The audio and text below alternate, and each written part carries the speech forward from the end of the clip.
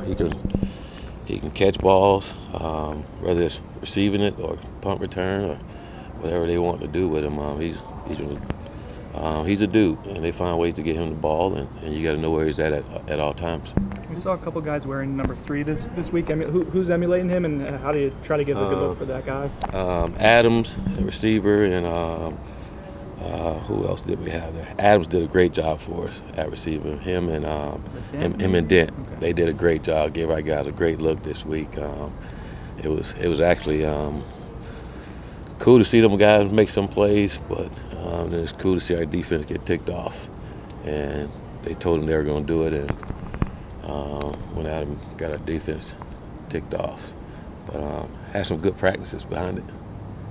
I saw you tweet about it last night. How cool is it to see all the support that's rallying around Seminoles through this time right now? It's great. It says a lot about our fan base, and not only our fan base, but the entire nation. I'm sure people are reaching out all over the country, just helping. And again, it just goes to show you we got some good people in this world, and it's great. I know Janoris and his family really appreciate it, and it's big time. And again, we're happy to have him back, and it says a lot about our culture for him to want to be back here with his teammates and play, and it says a lot about him. When you guys go tempo out there with 11 on offense, just running against there, we saw a bunch of different kind of guys on the offensive line that we've seen in the past. Is that something during the bye week you thought you wanted to try some guys at different positions, or is that just to keep things fresh and exciting for the guys? When did you see that? Like the practices that are open and available. Like if you had Tuesday.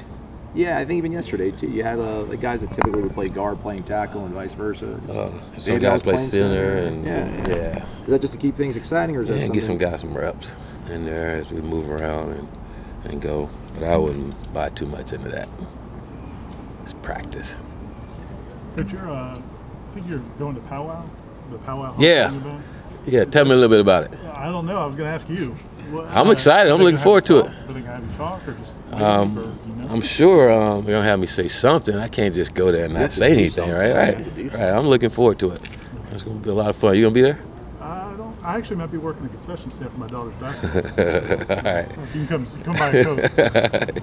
But and then do the players go to those things? The seniors or anything? Yeah, we're gonna take a couple guys with us to it tomorrow night.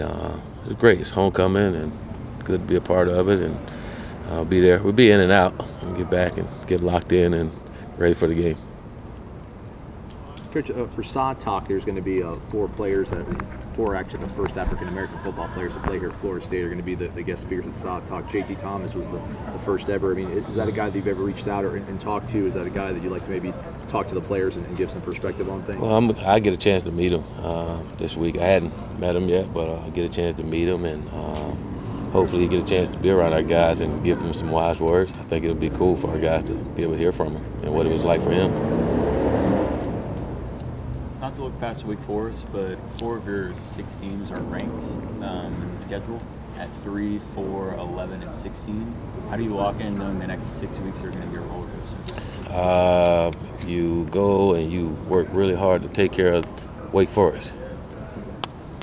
That's what you do. All those teams was on the schedule at the beginning of the year, and that hadn't changed.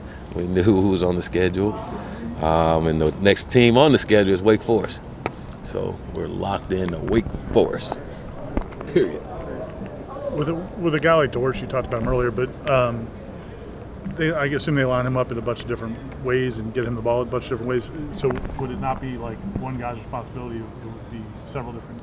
Well, they do it, and they do it with tempo. So they're going fast and they move them around, and they do a good job running the football. So you're trying to focus on stopping the run, and you got to, again, make sure you know where he's at. So because they can also do a great job of play action and getting the ball to him. So and doing all that with tempo, it could create some issues. So everybody's got to be locked in. We got to get plays in and lined up and be able to execute them. Cole no shoe all right? I don't think we saw him at practice yesterday. You didn't see Cole? Yeah, Cole's good. We talked to Derek Kelly earlier in the week, and he said he's as healthy as he's been in a while. How's he look this week? Has it been good seeing him kind of progressing that way? It is. It's good to see him back out there practicing and having a full week of practice, a full couple of weeks of practice before he get out and play. he played in the Miami game, didn't have much practice that week, but played in that game, and it's great to have him back out here. Again, a senior who played a lot, a guy you was counting on from the beginning to be out there to help you. It's nice.